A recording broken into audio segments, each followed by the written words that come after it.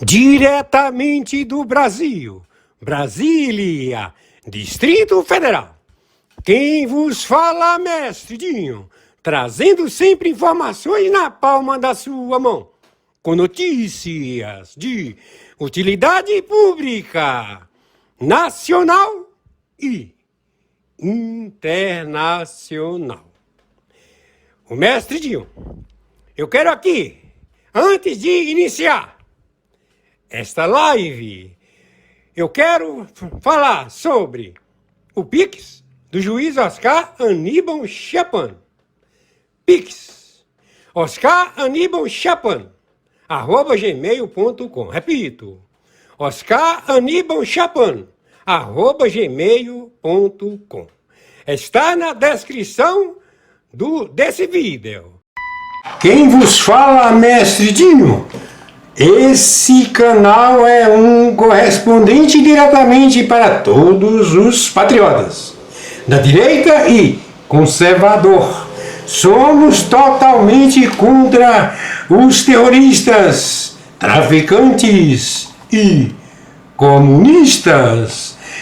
Esse tipo de gente que estão juntos com pessoas contra Deus, pátria, família e liberdade de expressão. A seguir, vamos assistir a live do juiz Oscar Aníbal Chapan, qualificado, competente, a voz da verdade. Hoje, dia 21 de março do ano de 2025. A seguir! Muito obrigado, mestre Dinho.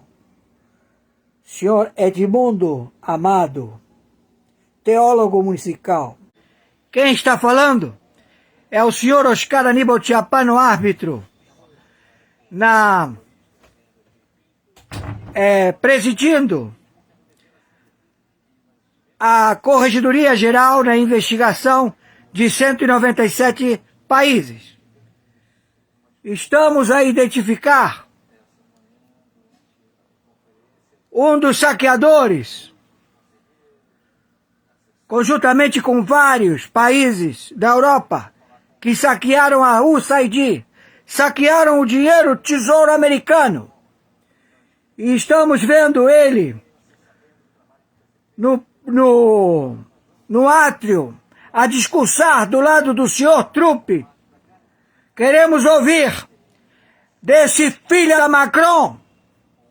Macron, você tem que pagar o dinheiro que você deve à população dos Estados Unidos da América e principalmente a toda a população carente que você e o teu compadrinho da Van der Leyen, da União Europeia, dividiram o dinheiro da população dos Estados Unidos da América, que esse dinheiro era destinado aos mais necessitados, e vocês se favoreceram desse dinheiro, roubando, desde 1990, todos os planos Marshall.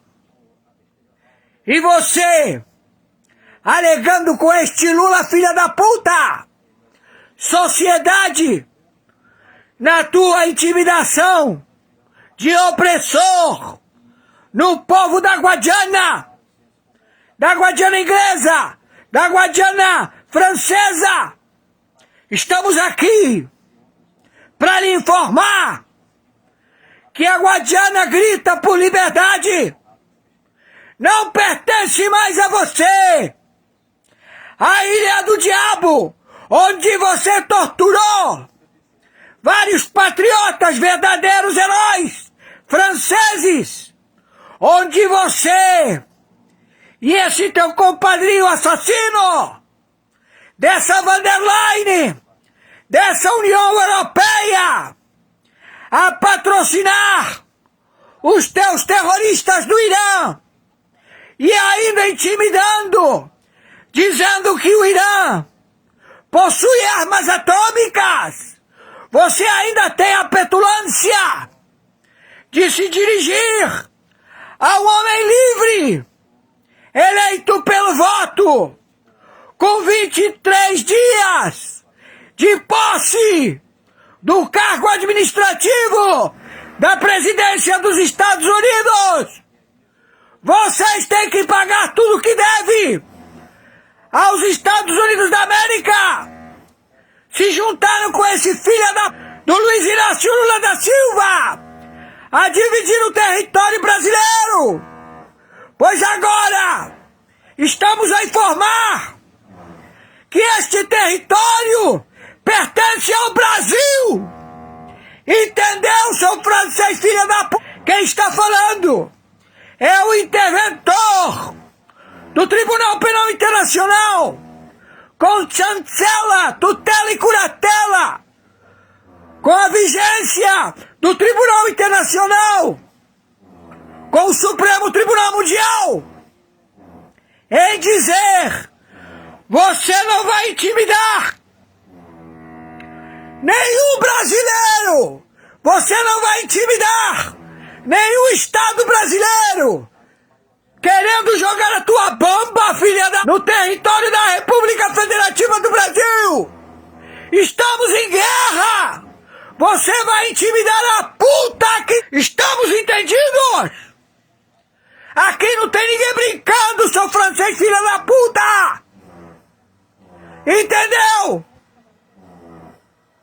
Meu Pix sobrevivência, Oscar Aníbal Tiapano, @gmail.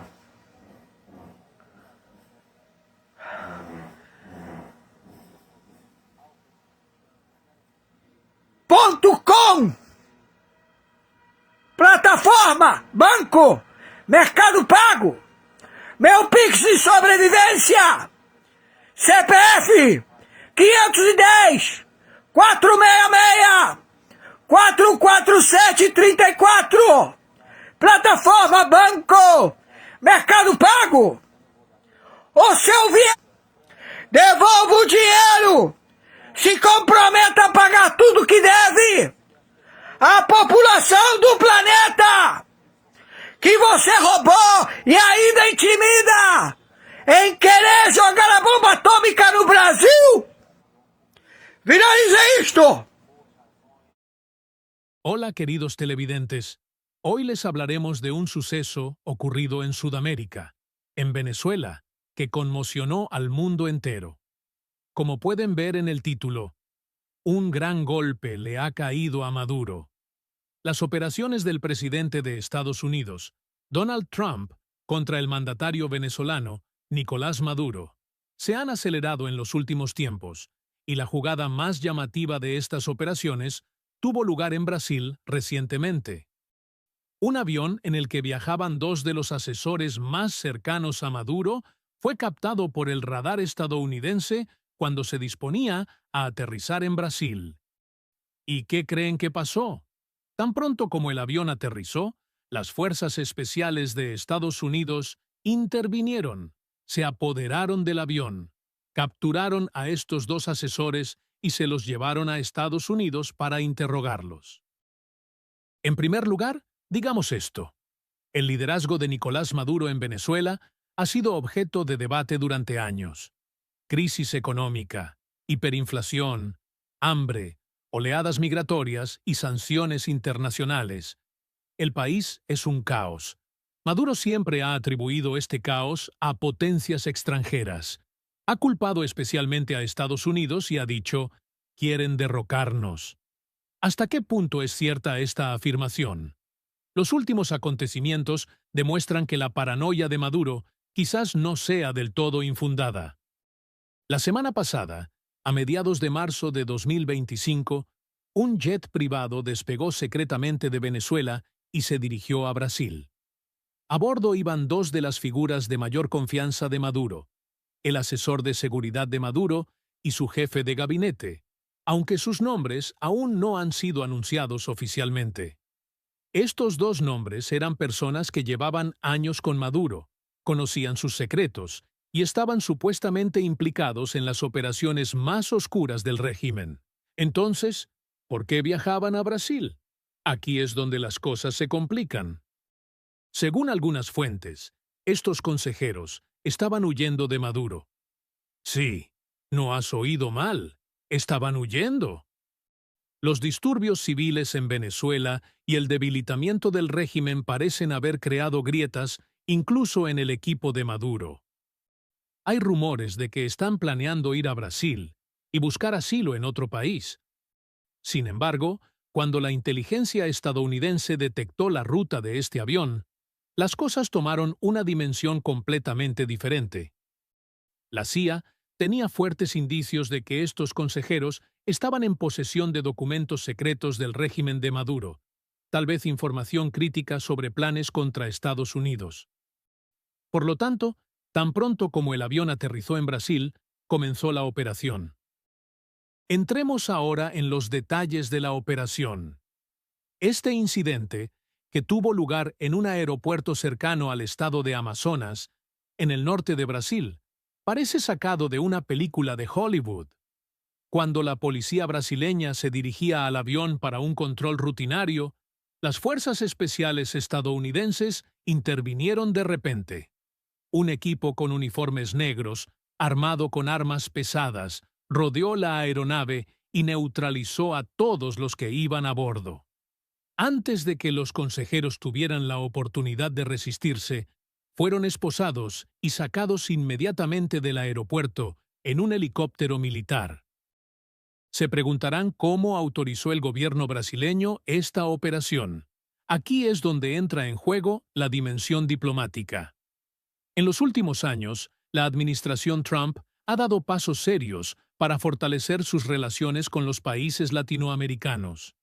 Brasil se había convertido en un estrecho aliado de Estados Unidos, especialmente cuando Jair Bolsonaro estaba en el poder.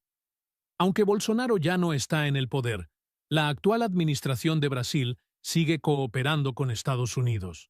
Se rumorea que Estados Unidos informó a Brasil con antelación para esta operación y obtuvo permiso diciendo: «Se trata de un asunto de seguridad nacional».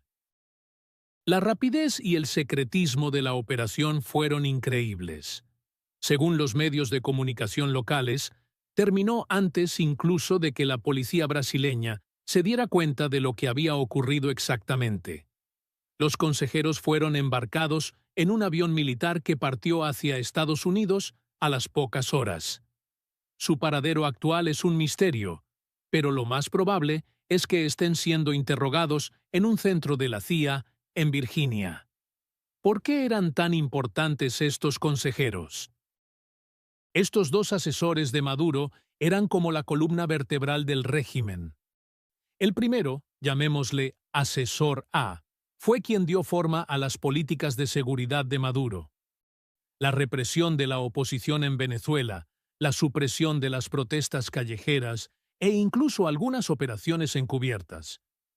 Se rumorea que este nombre está detrás de todo. El segundo nombre, consejero B, era el jefe de gabinete de Maduro. Esta persona organizaba todo, desde la agenda diaria de Maduro hasta sus reuniones internacionales. Y lo que es más importante, supuestamente conocía los detalles de los acuerdos secretos de Maduro con aliados como Rusia, China y Cuba. Estos dos hombres pueden estar en posesión de tal información que todo el régimen de Maduro podría derrumbarse. Por ejemplo, cómo se blanquean los ingresos petroleros de Venezuela, los vínculos del régimen con los cárteles de la droga o los ciberataques planeados contra Estados Unidos.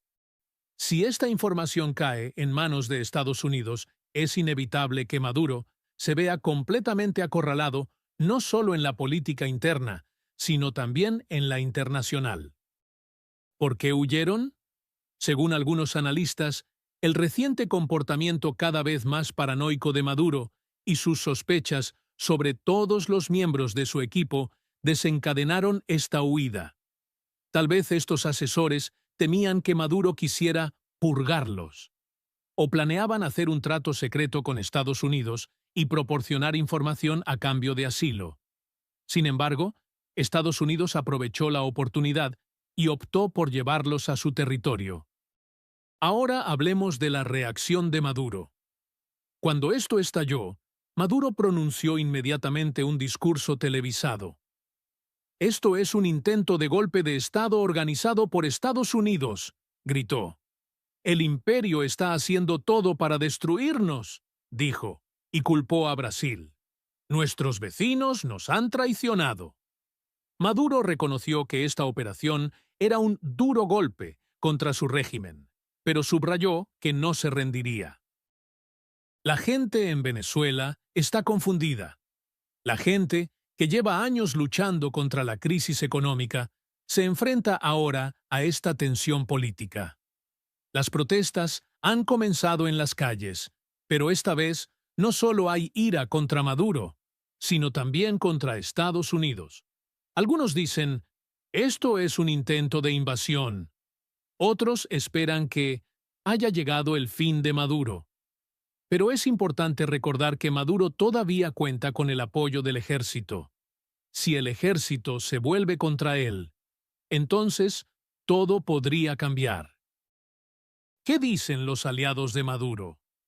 Rusia y China aún no se han pronunciado oficialmente, pero las críticas a la política injerencista de Estados Unidos en América Latina han comenzado a surgir en las redes sociales.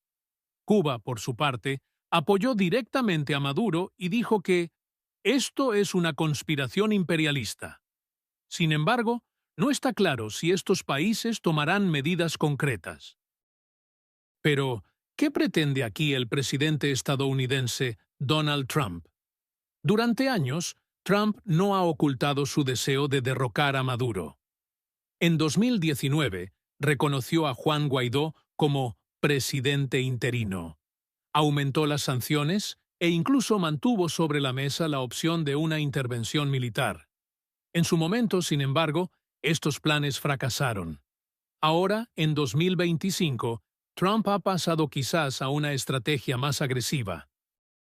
Es posible que esta operación no se limite a la captura de los dos asesores.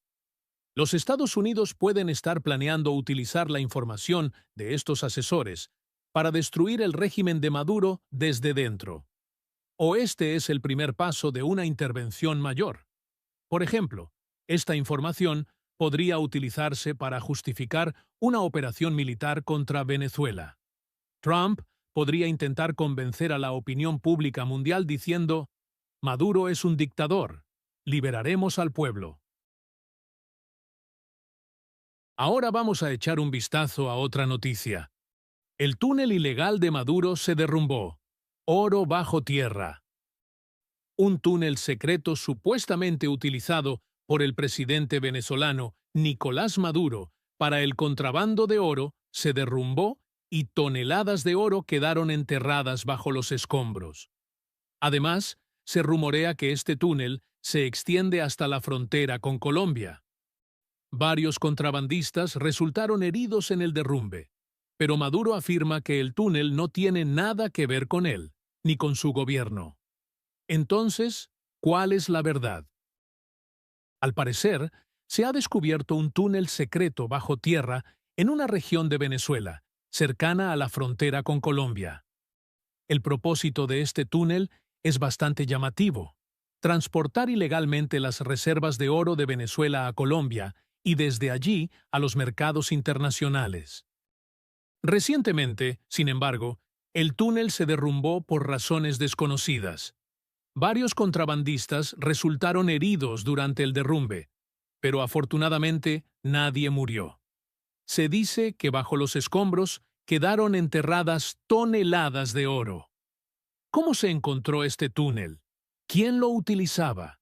Y lo más importante, ¿está Maduro realmente implicado? Esto es importante. Venezuela es uno de los países más ricos del mundo en reservas de oro, pero lleva años luchando contra una crisis económica. Las sanciones de Estados Unidos, la disminución de los ingresos del petróleo y la hiperinflación han llevado al país a un callejón sin salida. El gobierno de Maduro empezó a utilizar las reservas de oro para superar esta crisis. Pero he aquí el problema. La mayor parte de este oro no puede venderse oficialmente debido a las sanciones internacionales. Aquí es exactamente donde entra en juego el contrabando. Según las denuncias, el gobierno de Maduro está tratando de obtener dinero en efectivo, transportando secretamente el oro a Colombia y vendiéndolo a otros países. ¿Podría este túnel formar parte de esta operación? Si es así, ¿a dónde iba este oro? ¿Quién estaba implicado? Por supuesto, en cuanto surgieron estas acusaciones, todas las miradas se volvieron hacia Nicolás Maduro. Maduro organizó inmediatamente una rueda de prensa y afirmó que el túnel no tenía nada que ver con su gobierno ni con él mismo. Es una mentira fabricada por las potencias imperialistas y Colombia, dijo. Según Maduro, si hay un túnel, es obra de bandas locales o cárteles de la droga. Argumentó que era imposible que su gobierno estuviera involucrado en algo así. Incluso dio un paso más y acusó: pueden haber construido el túnel ellos mismos para difamarnos. ¿Hasta qué punto son convincentes las declaraciones de Maduro? El contrabando de oro no es nada nuevo en Venezuela. La faja minera del Orinoco, en el sur del país, alberga uno de los mayores yacimientos de oro del mundo. Pero también es un centro de minería ilegal y contrabando.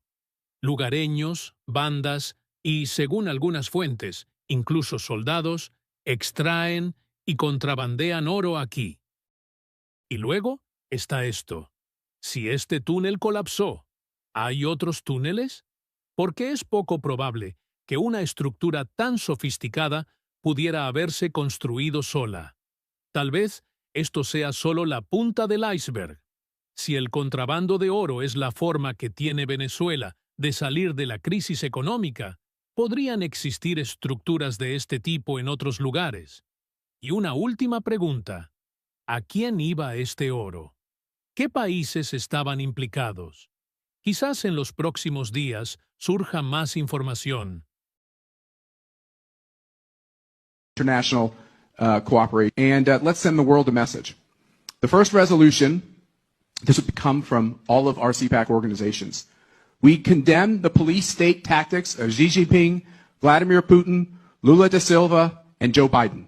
We condemn all of their attempts to silence, legally harass, and imprison their main political opponents. These are election interference crimes. In particular, we wish to lend our voice in strong support against the legal persecution being waged against Jair Bolsonaro, Jimmy Lai, and President Donald Trump. Can the ACU board members present around this table, and those of you who run CPAC organizations, the first one passes. The second resolution, and Elizabeth, you're going to like this, and so is Dr. Malone. We condemn the attempts of the World Health Organization, in coordination with the Biden administration, the Chinese Communist Party, and the Gates Foundation, to surrender national sovereignty to a de facto global government through a radically revised public health quote-unquote treaty. The WHO agenda is a deliberate takeover of national government sovereignty in order to implement the global elite's oppressive agenda, which is an assault on communities, families, and religion. We stand strongly on the side of national sovereignty. This is an attempted WHO takeover of human dignity, and CPAC stands strongly against it. We encourage all freedom-loving countries to follow President.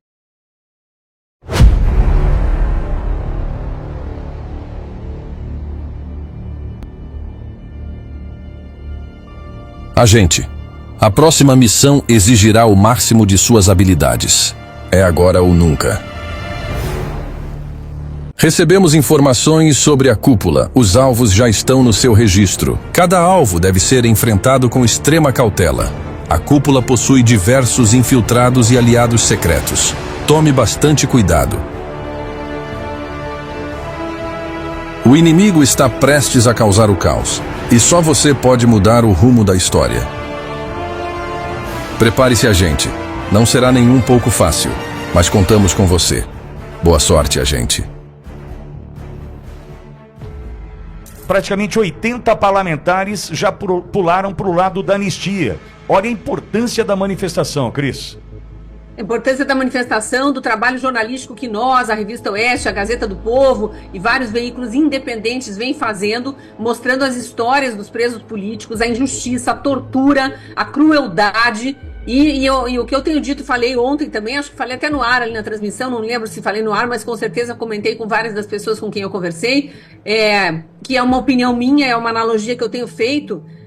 Eu acho que com esse processo da vingança de Lula, com essa perseguição, essa narrativa construída, essa farsa do golpe que nunca houve, da associação criminosa armada com batom, né, da associação criminosa armada com algodão doce, com bíblias e com bandeiras, essa tortura coletiva que foi feita, são 2.000 presos injustamente, são infiltrados, vândalos de fato que jamais foram sequer investigados, é um esclarecimento, uma falta de esclarecimento do que de fato aconteceu e uma invenção e uma insistência numa narrativa que nunca existiu, né? Então tudo isso que está sendo criado, mas especialmente esses anos de vida que não voltam mais, das pessoas que ficaram encarceradas e ainda estão, a vida do Clesão e de mais quatro que morreram tornozelados, não sabemos se por conta da tornozeleira, mas houve 2 quedas, né? Pessoas que estavam trabalhando com poda de árvores, com bicos, porque não conseguem mais trabalhar,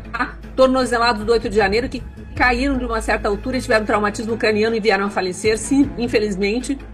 Então todas essas mortes, essas vidas que não voltam, as crianças que estão sob tortura psicológica, em síndrome de pânico, em depressão, as esposas, os pais, os filhos, os amigos, né, todos os parentes, irmãos, tios, primos que estão vivendo essa dor, está criando na alma brasileira uma chaga que eu tenho para mim que vai ter assim o reflexo de um holocausto, guardadas as devidas proporções. Eu tenho para mim que daqui 200 anos, os descendentes de todos nós que estamos vivos hoje no Brasil ainda estarão sofrendo de alguma forma essa chaga que se criou.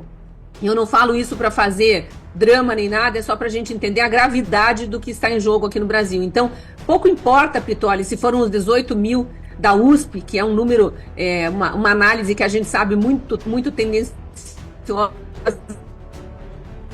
com qual intuito, ou os 400.000 da Polícia Militar, que eu pessoalmente acredito muito mais verídico, porque a Polícia Militar sabe como calcular multidões, até para poder calcular, né, o tamanho da tropa que precisa para proteger essas multidões. São 3 pessoas por metro quadrado que eles calculam, então acredito que possa ter chegado perto a 400.000, mas é o que você falou, não se calcula o universo online que acompanhou, ou o universo que acompanhou emocionalmente, espiritualmente isso, que não tinha condições de ficar ouvindo esses discursos, porque sofre demais a cada nova história contada.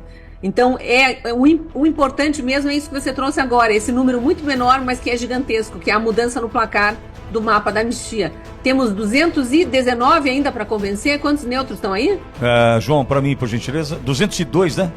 São os neutros agora? 219 neutros. 219, Cris, exatamente. Você estava correto. 219 neutros precisam ser convencidos. Ontem eu fiquei ali analisando os 513 nomes para saber quem votava como. Aqueles 90 do PT, do PSOL, do PCdoB, esses extremistas de esquerda, que só se preocupam com bandido e que estão sempre atacando a polícia, atacando o patriota, atacando o bolsonarista, que seja quem quer que esteja do lado contrário, simplesmente por pensar diferente e não por ser criminoso ou não, e que passa a mão na cabeça de bandido apenas e tão somente por ser lulista, pouco importa se é bandido ou não, esses não vão mudar o voto. As Tabatas Amaral, né, esses petistas radicais, eles não vão mudar de voto. O importante é que os eleitores desses, e que estão vendo o preço da picanha lá nas alturas, o preço do ovo, da laranja, do arroz com feijão, né, a taxação do Pix, todas as barbaridades que esse governo está fazendo, a interrupção do fornecimento de água para o Nordeste, os impostos que só sobem, que esses todos que votaram com o PT olhem agora como os petistas estão se posicionando em relação à vida de pessoas inocentes que estão sendo condenadas por crimes que não cometeram. E quem sabe a gente consegue trazer um eleitorado para junto de nós, né? Já que esses supostos representantes do eleitorado de esquerda não estão tendo um mínimo de humanidade e empatia que eles gostam tanto de cobrar dos outros, né?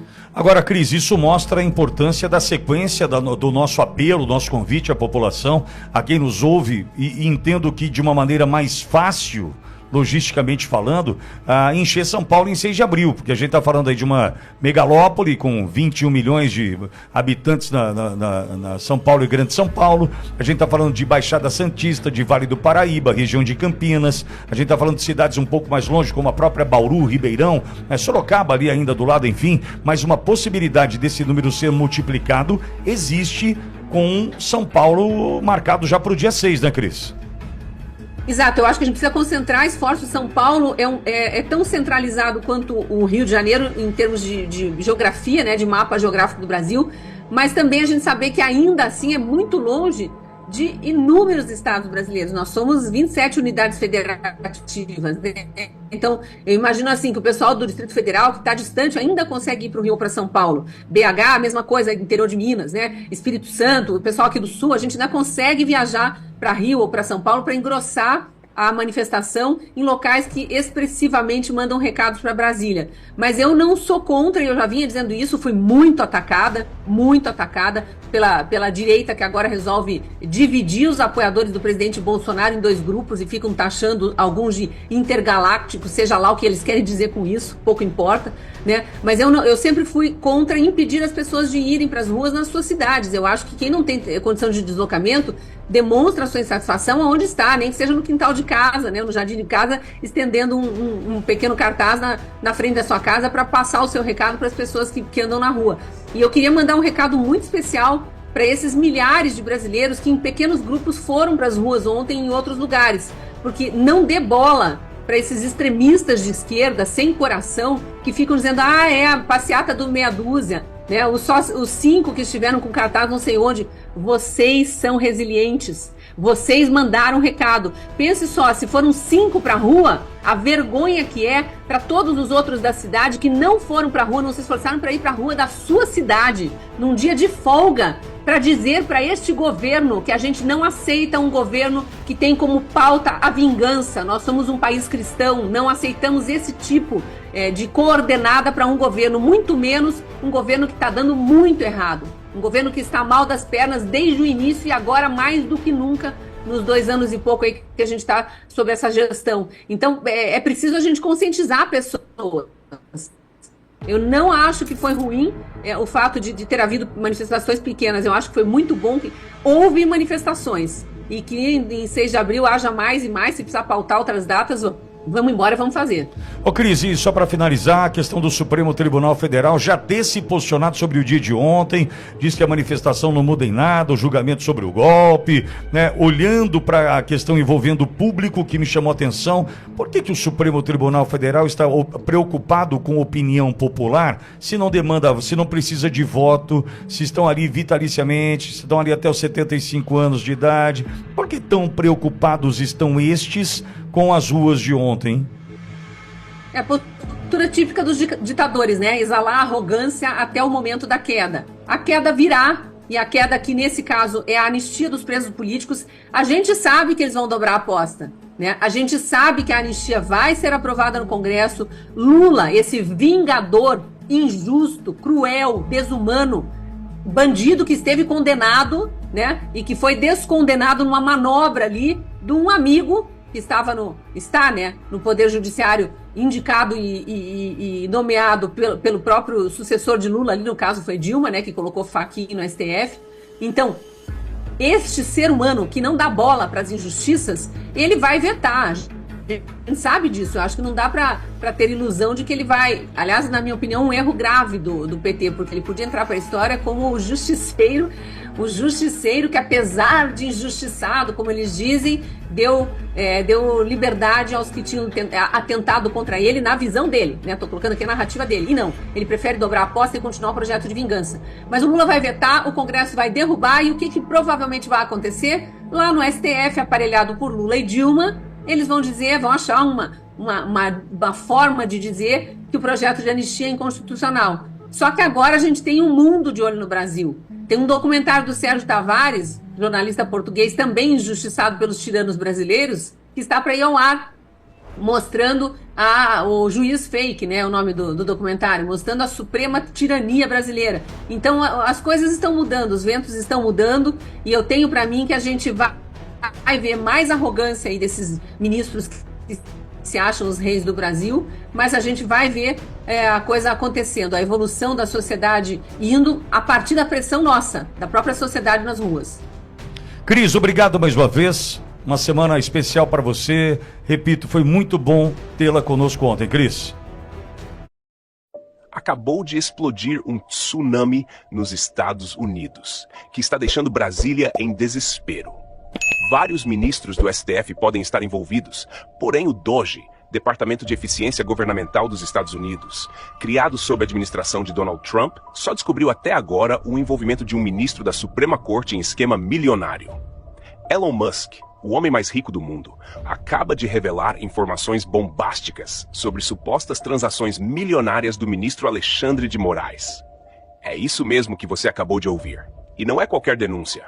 Estamos falando de 8 milhões de dólares, mais de 45 milhões de reais. Será que isso foi movimentado pelo ministro? Musk vasculhou a Receita Federal do Zewa e o clima esquentou para cima do Xandão e ganhou contornos explosivos. Se você achava que a briga entre Musk e Moraes já tinha ido longe demais, pode esquecer. Porque o que eu vou revelar agora é só a ponta do iceberg de mais um esquema descoberto por Musk que pode derrubar de vez o Alexandre de Moraes. Olha, fica comigo até o final, porque o vídeo está repleto de denúncias.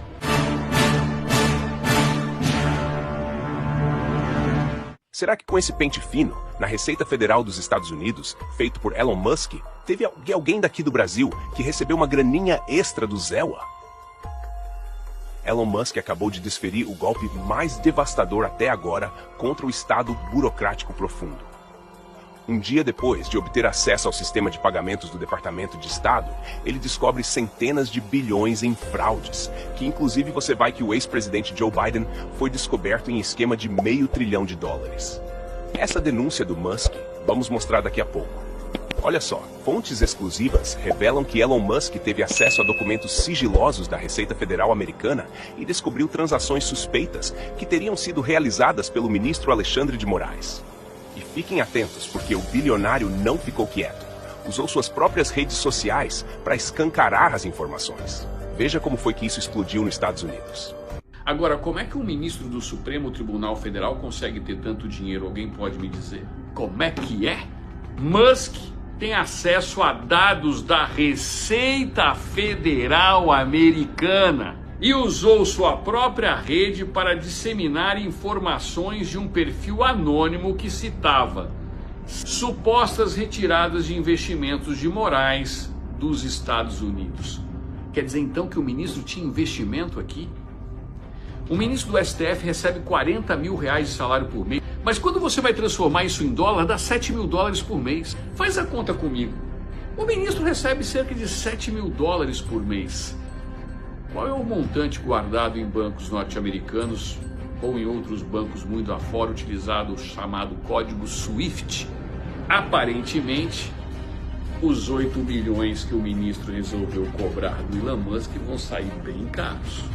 O Elon Musk tem acesso ao quanto, quando, como foi depositado e retirado. Se você não compreendeu muito bem, deixa eu te explicar o que está acontecendo.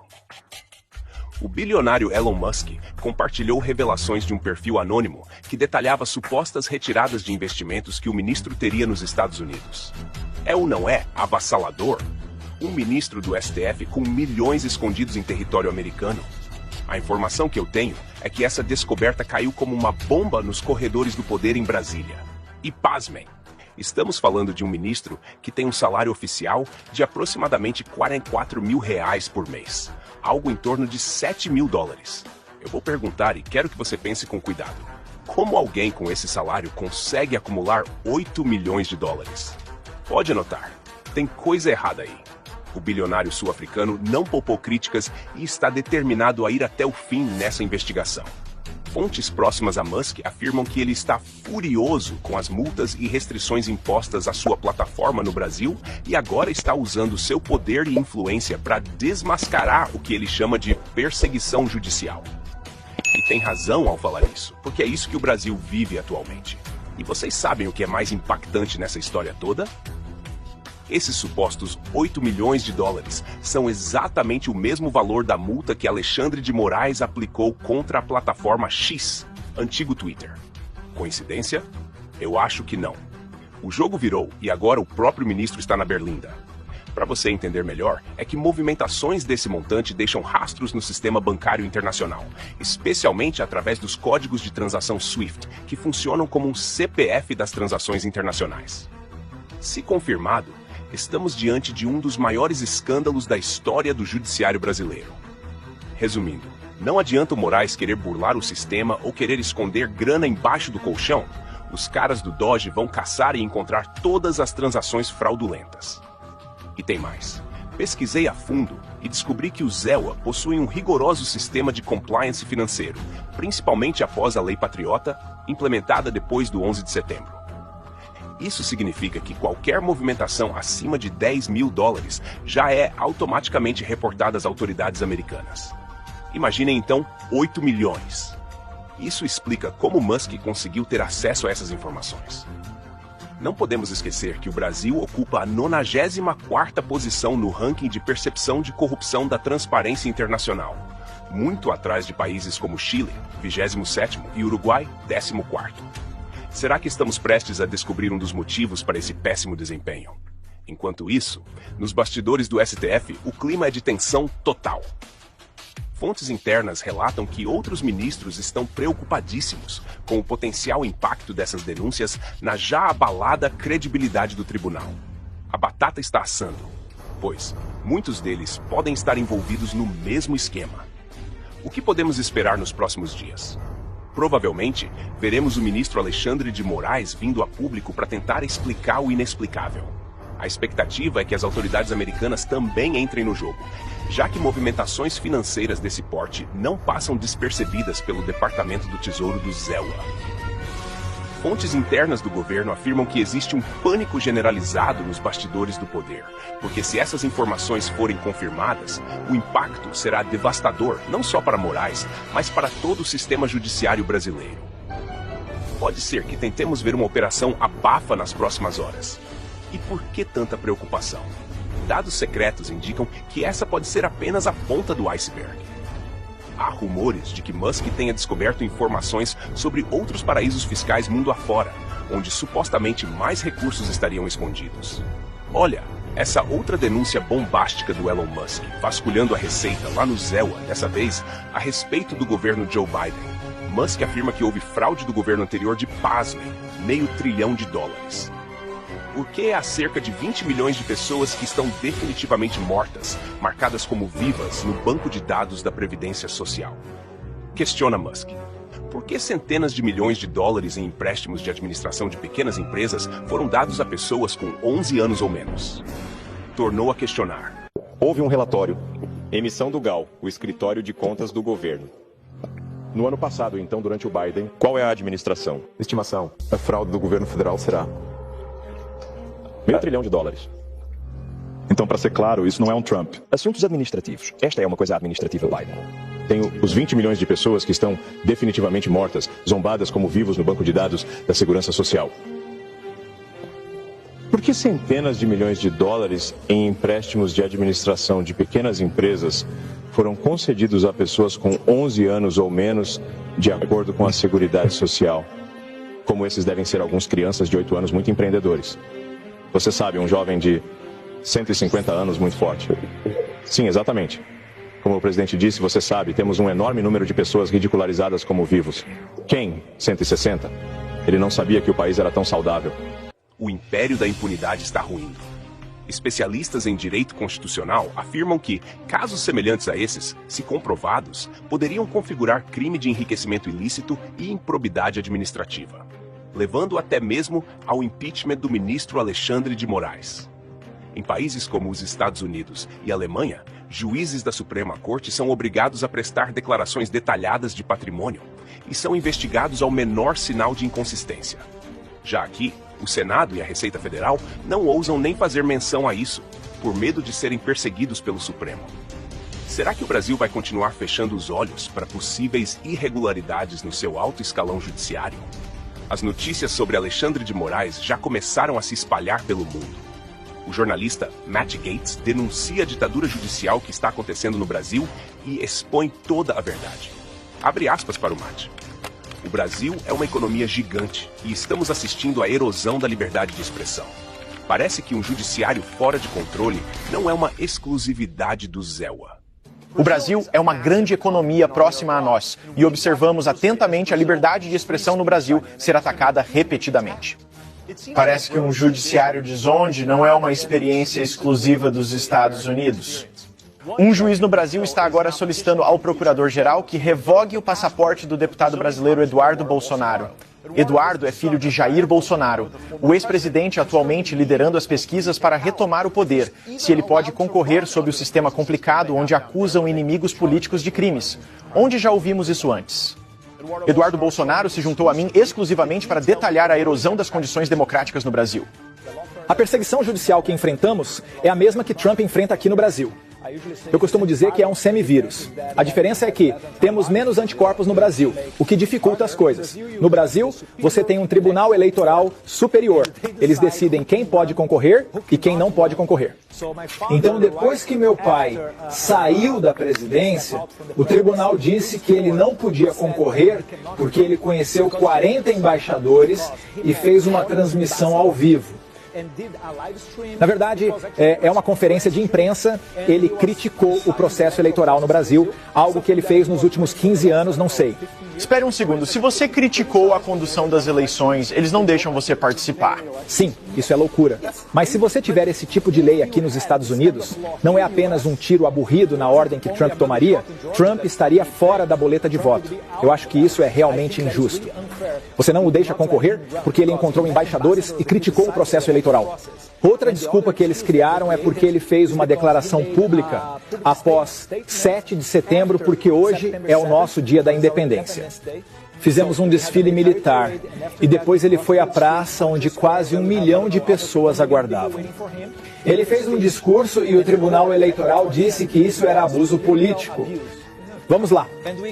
Não podemos esperar um julgamento justo porque todos os juízes que julgarão meu pai são nomeados pelos presidentes de esquerda Lula e Juma, além de Alexandra Ju Moraes, que é um inimigo pessoal de Jair Bolsonaro. Após esta entrevista, o mesmo juiz Eduardo criticava, tomou o passo muito agudo e incomum de buscar restringir suas viagens para fora do país. Foi nossa entrevista pessoal em Washington que desencadeou essa ação? Foi a participação de Eduardo no CCPAC, uma conferência que reúne ativistas e líderes conservadores globais? Para nós, o fato de que haveria esforços para tentar restringir a viagem de Eduardo Bolsonaro apenas reforça a nossa preocupação de que o Brasil esteja indo na direção errada. A bomba relógio está prestes a explodir. Enquanto Musk segue revelando documentos e informações, o Supremo Tribunal Federal enfrenta uma das suas maiores crises de credibilidade. Como justificar esses milhões escondidos no exterior, se confirmada a denúncia? É inacreditável o nível dessa possível contradição. Um ministro que aplica multas milionárias contra plataformas digitais, possivelmente guardando exatamente o mesmo valor em contas no exterior? Será que isso é verdade? As multas vão para a conta dele? O Brasil está diante de um momento decisivo, onde precisamos escolher. Queremos um país onde autoridades podem acumular fortunas inexplicáveis? Ou queremos transparência e integridade nas nossas instituições? Quando um bilionário estrangeiro precisa usar seu poder para expor possíveis irregularidades de um ministro do Supremo, chegamos ao ápice da vergonha nacional. Não só no Supremo, mas também no Senado Federal, que não tem feito seu papel constitucional. E isso não é apenas uma denúncia contra Moraes. É um tapa na cara de todo o sistema, que nesse momento está com medo. Se você concorda que precisamos de total transparência nesse caso, deixe seu like, se inscreva no canal e ative as notificações. Seu apoio é fundamental para que possamos continuar trazendo essas informações que a grande mídia esconde. Comente o que você achou dessa bomba internacional e compartilhe esse vídeo com o máximo de pessoas possível. Em breve voltaremos com mais revelações impactantes sobre esse escândalo sem precedentes. A batalha pela verdade e pela transparência continua. E nós não vamos recuar. Que viva Cristo Rei! Esta pergunta, se Trump, concedido o asilo político ao Eduardo Bolsonaro, pode colocá-lo como embaixador dos Estados Unidos no Brasil. Porque na Inglaterra, eu sei, dos Estados Unidos eu não sei como funciona. Lá, por exemplo, o primeiro-ministro, ele pode contratar uma pessoa de qualquer nacionalidade para ser ministro da Fazenda, por exemplo. Professor, muita gente aqui no nosso chat, aliás, o que eu recebi e-mail de hater ontem, porque eu chamei de corno e o outro lá eu falei que era pior do que puta, você não tem ideia, foi uma coisa louca. Mas é que muita gente no chat está perguntando o seguinte: Eduardo Bolsonaro vai ser nosso embaixador nos Estados Unidos. Não, nosso não é, o embaixador dos Estados Unidos é quem coloca, é o governo brasileiro. Mas muita gente tem dúvida, eu percebo aqui, quanto a esta pergunta: se Trump, concedido o asilo político ao Eduardo Bolsonaro, pode colocá-lo como embaixador dos Estados Unidos no Brasil. Porque na Inglaterra, eu sei, dos Estados Unidos eu não sei como funciona. Lá, por exemplo, o primeiro-ministro, ele pode contratar uma pessoa de qualquer nacionalidade para ser ministro da Fazenda, por exemplo. É como se fosse um CFO que ele estivesse contratando. Isso é possível nos Estados Unidos, o senhor saberia dizer? Eu não sei precisamente dos Estados Unidos, mas na hierarquia dos cargos diplomáticos existe o consulado honorário. Quem é o consulado honorário? É qualquer cidadão do país com o qual você está se relacionando que pode ser convidado para fazer uma representação.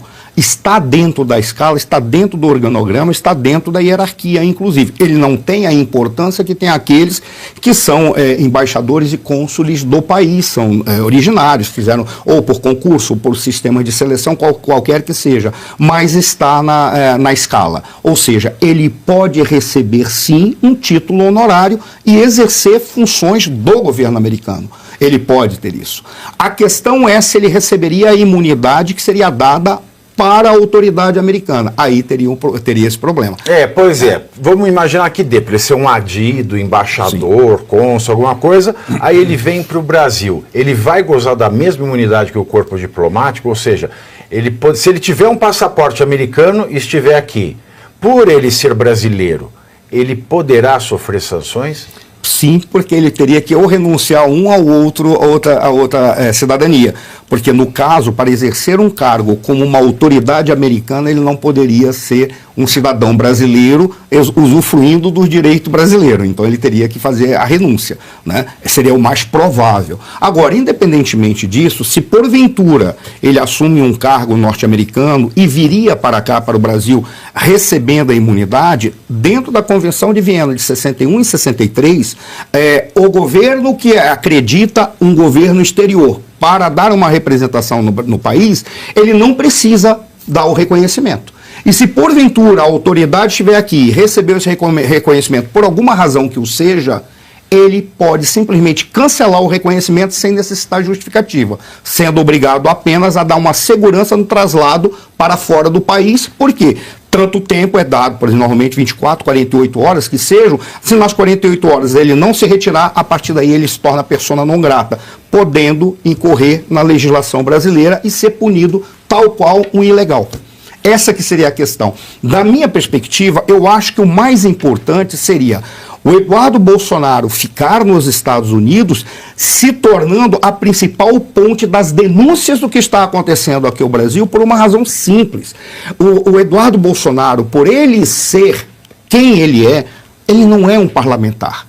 Ele é de uma família que marcou um momento da história do Brasil e ele é reconhecido internacionalmente nessas circunstâncias, independentemente de pessoas que gostem ou não dele. Ele é dessa forma e ele é visto dessa maneira. Ele tem relações próximas e pessoais com autoridades. Autoridades que, para se ter acesso, passaria por um processo muito longo, muito lento. Ele pode simplesmente bater nas costas do filho do Trump e falar: eu preciso falar com o teu pai. E mais do que isso, né? Professor, um minuto, só um parênteses do que o senhor está falando que é tão importante. O Eduardo Bolsonaro fez parte da comissão parlamentar internacional do país. Ou seja, ele tem total direito de nos representar lá nos Estados Unidos enquanto parlamentar. Não, e tem mais um detalhe. Agora ele está licenciado. Ele está licenciado. A pergunta seria: é importante ele estar aqui comandando a Comissão de Relações Exteriores e Defesa Nacional? Não. O que é importante é que haja alguém que esteja acordado e cumpra a determinação de botar os acordos do Brasil E foi com o a que a gente China. falou É ontem. o mais importante. Aquela frase do Eduardo Bolsonaro faz muito sentido. No Brasil não existem mais instrumentos contra o Alexandre de Moraes. Essa é a questão. E se ele estiver aqui, ele vai ser preso. Aquilo que o Bela falou, puta, Bela, que percepção genial. Eles querem exatamente tentar prejudicar a possibilidade dele pedir um asilo, porque vão dizer, não, olha, a prova de que ele não é um perseguido político, que ele continua com o passaporte dele. Mas ele aqui no Brasil, se ele tiver uma unha encravada, vão dizer que ele está contaminando o chão e vão prendê-lo. Por qual razão? Porque tudo é motivo para persegui-lo ou perseguir a direita no Brasil. Ele em especial, por quê? Porque ele é filho do Bolsonaro. E ele representa todo um combate que foi feito a uma estrada que precisava ser reconstruída ou extinta, que era a estrada do nosso sistema político. Eles representavam isso, que esse é o significado do bolsonarismo. Sabe quem está nos assistindo? Sabe quem está nos assistindo? Barroso. Eduardo Bolsonaro. Eduardo, que bom. Ele mandou um superchat aqui pra gente, eu vou ler. Agradeço o apoio e a análise está certa. Tenho recebido muito, mas muito apoio. Graças a Deus, venceremos. Agradeço aí a audiência do nosso sempre deputado Eduardo Bolsonaro, e se quiser participar conosco, vocês sabem, a casa, a Revista Oeste, está sempre de portas abertas. Arthur, quer fazer algum comentário? Eu preciso entrar com Mas é só para eu concluir uma coisinha de nada. Por exemplo, é importante que ele faça o que ele está fazendo por uma razão simples, Pavinato, porque será a maneira de você ter acesso direto às denúncias, e ele não pode correr o risco de estar aqui no Brasil. Esse é o ponto-chave. Se ele vem para o Brasil, ele será anulado. E aí tem um problema da simbologia. Ele não precisa, da minha perspectiva, se preocupar com a chincalha e com xingamentos de que ele possa ser covarde ou frouxo. Isso é conversa de quem não tem o que falar. Por qual razão? Porque as mensagens e a simbologia das mensagens vão estar sempre contaminadas. Quem foi que deu essa palhaçada do Bananinha? Foi um erro do general Mourão, que não poderia ter falado a bobagem que falou. Por quê? Porque não tinha assessoria de imprensa e disse, ele quis dizer o seguinte, é porque o nome dele é muito forte. Se ele tivesse qualquer nome, por acaso ele falou Bananinha. A esquerda pegou a bobagem que foi falada naquele momento e criou um achincalhe a ele. Ele não precisa se preocupar com isso. Não tem porquê, porque o que interessa é o resultado final, e ele está trabalhando com transparência, tanto que ele renunciou à remuneração, porque ele pediu um afastamento, uma licença não remunerada. Então ele não precisa se preocupar com nada disso. É dar continuidade ao planejamento estratégico, como o Marcelo Bella falou. É uma questão de estratégia contra estratégia, e não tem como recuar mais. Esse é o ponto. Olha, eu quero só reafirmar aqui, as portas sempre estão abertas. Quem não viu a entrevista do Jair Bolsonaro e o Eduardo no Oeste Sem Filtro esta semana, veja, fica disponível aqui no canal da Revista Oeste. É uma entrevista muito esclarecedora e, repito, as portas da Revista Oeste, inclusive do Faroeste, sempre estão abertas. Fabio, eu tenho um rápido comentário e uma pergunta no final, né? O comentário é o seguinte: jantares, convescotes, regabofes em Brasília são comuns. Rega o quê, meu amor? Regabofes. Regabofe, eu quero com isso. Exatamente, regabofes. Adoro regabofes. Só que esse jantar... Quando você rega o bofe, é o que agora é o deixar. Pode ser. Esse tem um simbolismo muito grande. O jantar na casa do ministro Alexandre de Moraes. Oficialmente, qual foi o motivo do jantar? Homenagem ao ex-presidente do Senado, Rodrigo Pacheco, que teve comissão durante o mandato dele como presidente do Senado barrar todo o processo de impeachment contra ministros do Supremo, em especial o Alexandre de Moraes. Estiveram presentes ao jantar o presidente novo do Senado, Alcolumbre, e o da Câmara, Hugo Mota, que perceberam na homenagem qual é o caminho que o Supremo quer que se percorra. Você tá falando, deixa eu colocar as ideias em ordem. Alexandre, Mota e Alcolumbre. Isso. Aí você falou, homenagem, é isso? Eu estou um pouco surdo. Ele quer que eu seja processado, professor. Este ponto está me Homenagem. matando. Ó, só para avisar, professor Suano, Eduardo disse, professor, a análise do professor Suano está perfeita. Muito obrigado. Bom, parabéns. Muito obrigado. Não, mas eu não estou preocupado. Estou preocupado em que a gente ganhe esse processo, porque nós estamos do lado da verdade e da dignidade. É só isso. Não estou preocupado com mais nada. Mas vamos lá, Arthur, Só para concluir. muito. Então, não, tem problema. É Então, que você está falando palavras difíceis. Igual mineiro. a homenagem ao Pacheco, portanto, ficou claro, né? O Alcolumbre, você que está no lugar do Pacheco, siga o mesmo caminho, é esse o recado. Agora, só para concluir, é uma pergunta, é uma mera curiosidade de alguém que fica pensando em dinheiro o tempo inteiro, que é o meu caso, contas públicas e tal. Quem pagou esse jantar? Ele foi na casa do Alexandre de Moraes. Imagina a seguinte cena.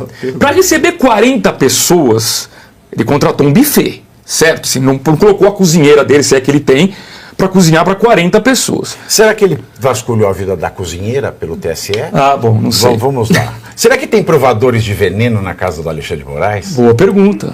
Boas perguntas. Não, são boas perguntas. Assim, quanto você acha que custou isso? Assim, R$1.000 por cabeça, um chute baixo? É isso aí. Então vamos arredondar. R$40 mil custou esse jantar. Eu chuto que cada convidado teve direito a comer meia dúzia de ovos.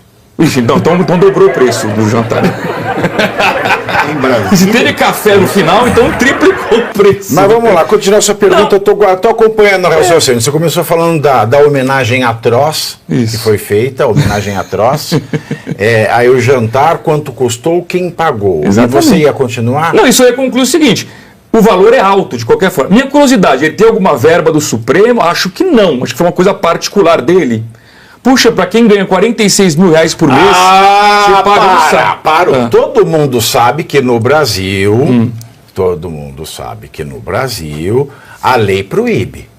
Mas o STF autoriza que mulheres, amantes, maridos, companheiros, companheiras, filhos e filhas podem advogar, inclusive na vara dos pais e das mães, né, no gabinete deles. E vale lembrar que o escritório Bart de Moraes,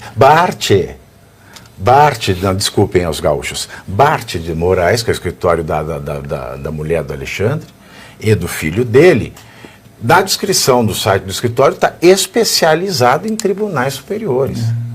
Então tem muito dinheiro. Então, assim, tá explicado, é uma deferência. jantar. Agora, eu pergunto, uma vez que o Brasil está nesta balbúrdia, o fato jurídico dado pelo Toffoli para anular tudo quanto Palocci já está configuradíssimo. O PGR estava na casa do Moraes. Então, não há que se falar. Tudo que se julgar daí para frente, tudo que o Moraes julgar com base em pedido do PGR é nulo, segundo o próprio STF. Isso para quem acredita no direito, como a Ana Paula. Eu não acredito. Eu acho que já enfiaram o direito no meio do cofre e não pensam em abrir tão cedo. Aí eu te pergunto, quando nós somos advogados, porque a esposa e o filho deles são advogados, a gente tem o código de ética, tem um código de ética, tem um estatuto da OAB, e existe uma coisa chamada advocacia administrativa, que é proibido. Aí eu pergunto até, se foram filho e mulher que ganham muito dinheiro no escritório, muito dinheiro, Marcelo Bella, você não tem noção. Um dia eu ainda vou ter coragem para falar quanto, mas ganham muito dinheiro. Eu já falei que era muito dinheiro. Se eles estão financiando isso, é uma espécie de advocacia administrativa. Aí eu pergunto, cadê a OAB? Essa pergunta ela é boa, porque ela traz uma série de implicações sérias. Uma série de implicações sérias. Outra para mim, o lead do Dória. O lead para mim é pura advocacia administrativa. De lobby não tem nada. Mas agora, o Dória não é advogado, ele é publicitário. A Viviane Bart de Moraes e o Alexandrinho de Moraes, o Alexandre Bart de Moraes, são advogados. Como é que pode um negócio desse? Como é que pode? Então, primeiro C, você curte, que é o preço deste programa. Quanto vale o ingresso para ver este palhaço neste picadeiro bonito? Vale uma curtida. Vale o seu like, o seu joinha, o seu gostei. Então, a sua obrigação é curtir. Se puder, comente, porque quem comenta ajuda no engajamento. Então, primeiro C é curtir, segundo C é comentar, o terceiro C, o que seria muito louvável, seria você compartilhar. Tem um link que é a setinha, uma setinha assim, meia bomba.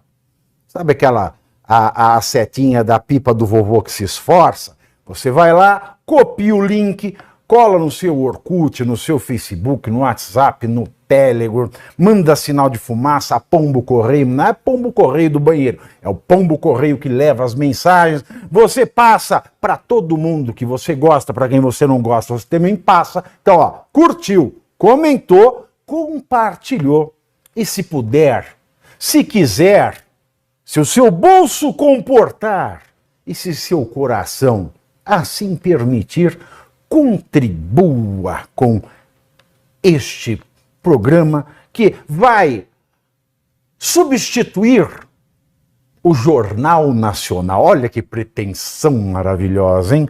Se liga, ô Bonner, nós vamos derrubar o Jornal Nacional. Esta é a meta.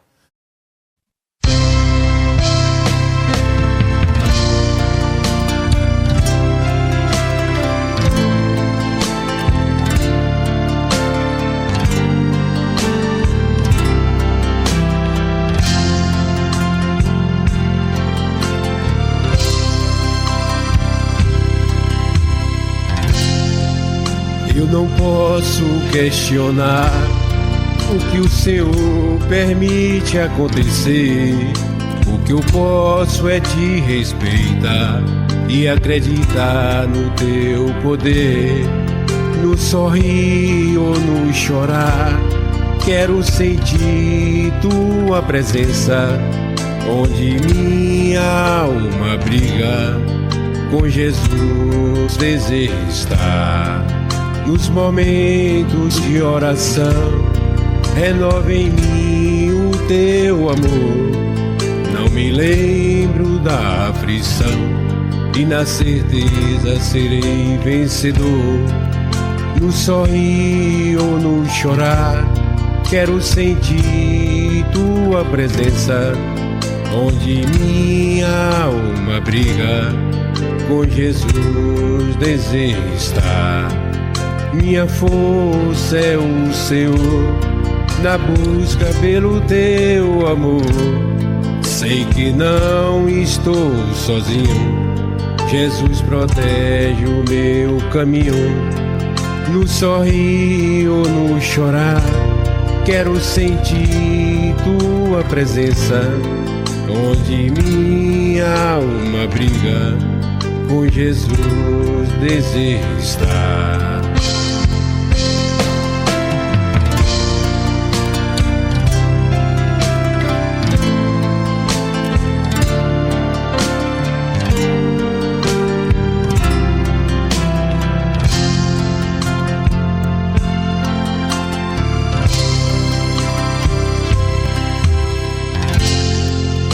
Momentos de oração, renova em mim o teu amor. Não me lembro da aflição e na certeza serei vencedor. No sorrir ou no chorar, quero sentir tua presença, onde minha alma briga, com Jesus desejo estar. Onde minha alma briga, com Jesus desejo estar.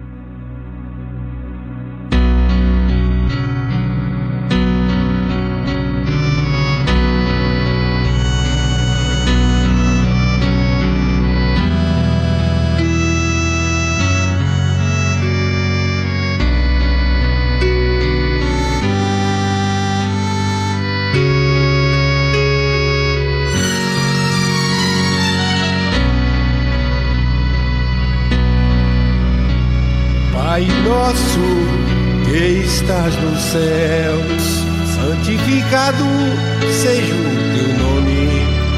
Venha o teu reino, seja feita a tua vontade, assim na terra como no céu. O pão nosso de cada dia nos dá hoje. Perdoa-nos as nossas dívidas, assim como nós perdoamos aos nossos devedores.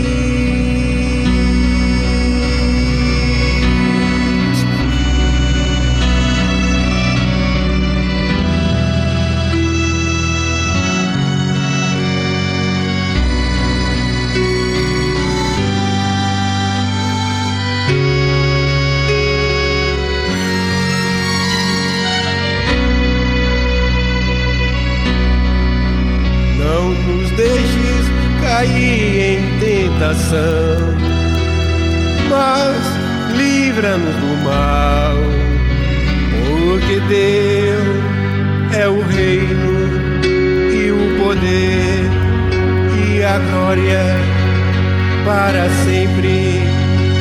Amém.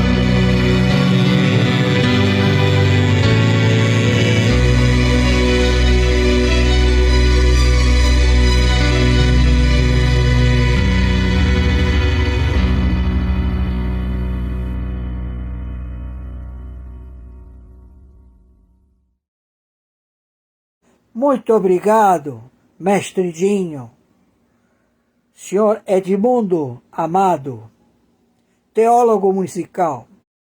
Diretamente do Brasil, quem vos fala, mestre Dinho, trazendo sempre informações na palma da sua mão. E o meu convite especial, por gentileza, entra na descrição desse vídeo. Urgente! Clicar nos links abaixo. É uma surpresa e você pode ganhar muito dinheiro. Repito! Urgente! Clicar nos links abaixo.